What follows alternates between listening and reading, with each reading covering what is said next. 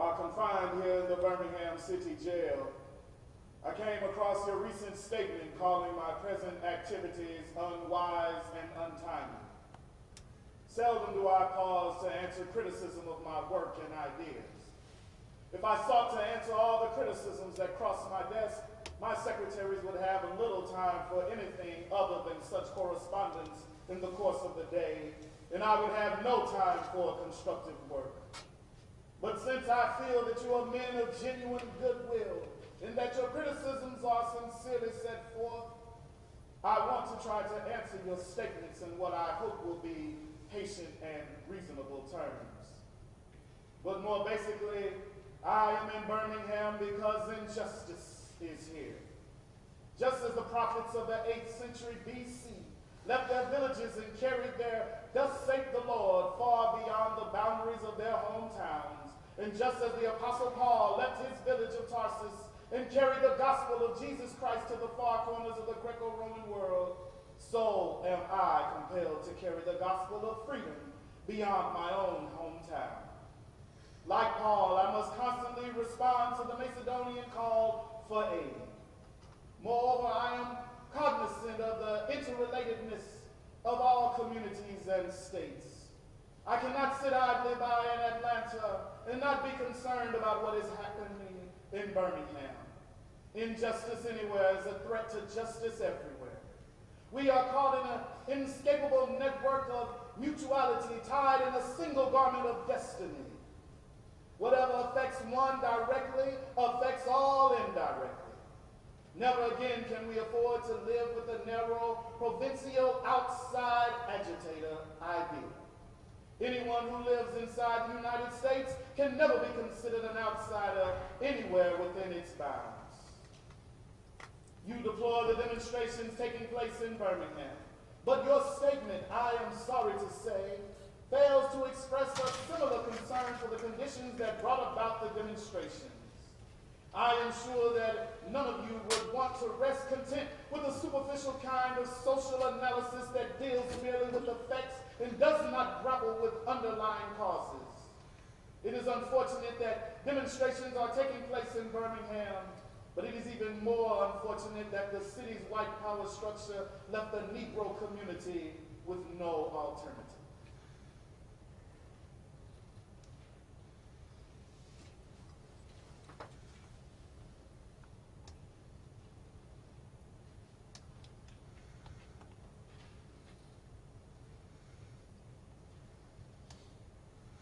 When we started planning for Birmingham, I wrote a document, probably 7 or 8 type pages. The document was called Project C. C meant confrontation. Now, my theory was that if we mounted a strong, nonviolent movement, the opposition would surely do something that would give attention to the media, and in turn, induce sympathy and attention to the everyday segregated circumstances of a black man or a black person living in the Deep South. We targeted Birmingham because it was the biggest and baddest city in the South.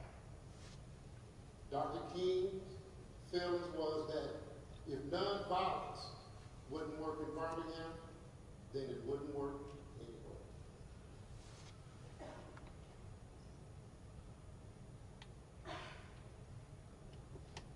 One of the basic points in your statement is that the action that I and my associates have taken in Birmingham is untimely. Some have asked, why didn't you give the new city administration time to act? The only answer that I can give to this query is that the new Birmingham administration must be prodded about as much as the outgoing one before it will act. We are sadly mistaken if we feel that the election of Albert Boutwell as mayor will bring the millennium to Birmingham. While Mr. Boutwell is a much more gentle person than Mr. Connor, they are both segregationists, dedicated to maintenance of the status quo. I have hope that Mr. Boutwell will be reasonable enough to see the futility of massive resistance to desegregation. But he will not see this without pressure from devotees of civil rights. My friends, I must say to you that we have not made a single gain in civil rights without determined legal and nonviolent pressure. Lamentably, it is an historical fact that privileged groups seldom give up their privileges voluntarily. Individuals may see the moral light and voluntarily give up their unjust posture. But as Reinhold Niebuhr has reminded us, groups tend to be more immoral than individuals. We know through painful experience that freedom is never voluntarily given by the oppressor. It must be demanded by the oppressed. Frankly, I have yet to engage in a direct action campaign that was well-timed in the view of those who have not suffered unduly from the disease of segregation. For years now, I have heard the word wait. It rings in the ear of every Negro with piercing familiarity. This wait has almost always meant never. We must come to see with one of our distinguished jurists that justice too long delayed is justice denied. We have waited for more than 340 years of our constitutional and God-given rights. The nations of Asia and Africa are moving with jet-like speed towards gaining political independence. But we stiff creep at horse and buggy pace toward gaining a cup of coffee at a lunch counter. Perhaps it is easy for those who have never felt the stinging dark of segregation to say wait. But when you have seen vicious mobs lynch your mothers and fathers at will and drown your sisters and brothers at whim, when you have seen hate-filled policemen curse, kick, and even kill your black brothers and sisters, when you see the vast majority of your 20 million Negro brothers smothering in an airtight cage of poverty in the midst of an affluent society, when you suddenly find your tongue twisted and your speech stammering as you seek to explain to your 6-year-old daughter why she can't go to the public amusement park that has just been advertised on television, and see tears welling up in her eyes when she is told that Funtown is closed to colored children, and see ominous clouds of inferiority beginning to form in her little mental sky, and see her beginning to distort her personality by developing an unconscious bitterness towards white people.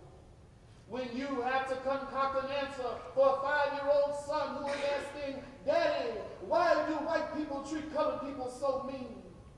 When you have to take a cross-country drive and find it necessary to sleep night after night in the uncomfortable corners of your automobile because no motel will accept you. When you are humiliated day in and day out by nagging signs reading white and colored. When your first name becomes nigger, your middle name becomes boy, however old you are, and your last name becomes John. And your wife and mother are never given the respected title Mrs. When you are harried by day and haunted by night by the fact that you are a Negro, living constantly at tiptoe stance, never quite knowing what to expect next, and are plagued with inner fears and outer resentments. When you go forever fighting a degenerating sense of nobodiness, that you will understand why we find it difficult to wait. There comes a time when the cup of endurance runs over, and men are no longer willing to be plunged into the abyss of despair. I hope, sirs, you can understand our legitimate and unavoidable impatience. You express a great deal of anxiety over our willingness to break laws. This is certainly a legitimate concern. Since we so diligently urge people to obey the Supreme Court's decision of the 1954 outlawing segregation in the public schools, at first glance it may seem rather paradoxical for us consciously to break laws. One may want to ask, how can you advocate breaking some laws and obeying others? The answer lies in the fact that there are two types of laws, just and unjust. I would be the first to advocate obeying just laws. One has not only a legal but a moral responsibility to obey just laws. Conversely, one has a moral responsibility to obey unjust laws. I would agree with St. Augustine that an unjust law is no law at all. Now, what is the difference between the two? How does one determine whether a law is just or unjust? A just law is a man-made code that squares with the moral law or the law of God. An unjust law is a code that is out of harmony with the moral law. To put it in the terms of St. Thomas Aquinas, an unjust law is a human law that is not rooted in eternal law and natural law.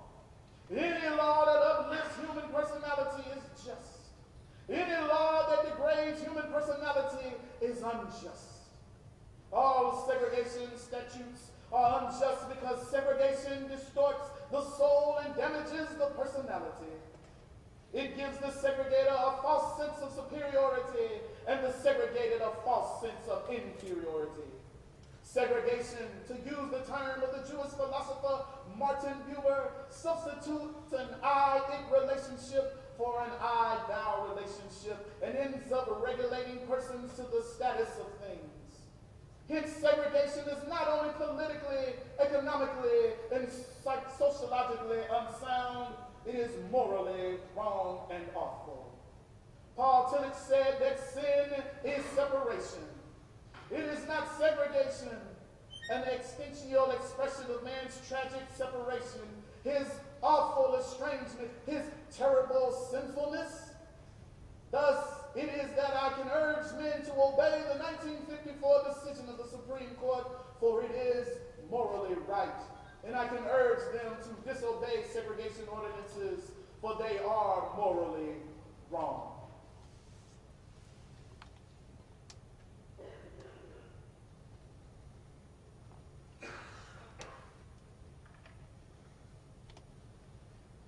We'd raise money. We had people in jail, and all the money we raised was gone, and the people were still in jail. The black business community and some of the white clergy pressured us to call off administration and to just leave the town. We didn't know what to do. Martin sat there in room 30 in the Gatson Hotel, and he didn't say anything. He listened to people talk for about 2 hours. And then he finally got up, went to his bedroom, put on his blue jeans and his blue jacket, and he said, "Look, I don't know what to do. I just know that something has got to change in Birmingham. I don't know whether I can raise money to get the people out of jail. I know that I can get myself into jail." Not knowing how it was going to work out, he walked out of the room and went down to the church and led a demonstration, and he went to jail. That, I think, was the beginning of his true leadership, because that Sunday, a group of white ministers published in the newspapers a diatribe against Martin, calling him a troublemaker and a communist, saying that he was there just stirring up trouble to get publicity. And he sat down and took that newspaper, and because he had no writing paper because he was in solitary confinement. And he started writing an answer to that one-page ad around the margin of the newspaper. By the time it came out 3 days later, it was what we know now as a letter from a Birmingham jail. He put in concise form exactly what the problems were: the moral dilemma of segregation and racism.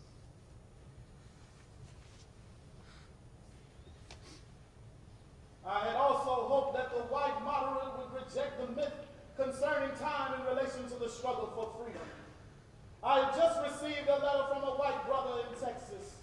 He writes, "All Christians know that the colored people will receive equal rights eventually, but it is possible that you are in too great a religious hurry. It has taken Christianity almost 2,000 years to accomplish what it has. The teaching of Christ takes time to come to earth. Such an attitude stems from a tragic misconception of time, from the strangely relational notion that there is something in the very flow of time that will inevitably cure all ills. Actually, time itself is neutral. It can be used either deconstructively or constructively. More and more, I feel that the people of ill will have used time much more effectively than have the people of goodwill. We will have to repent in this generation, not merely for the hateful words and actions of the bad people, but for the appalling silence of the good people. Human progress never rolls in on wheels of inevitability. It comes through the tireless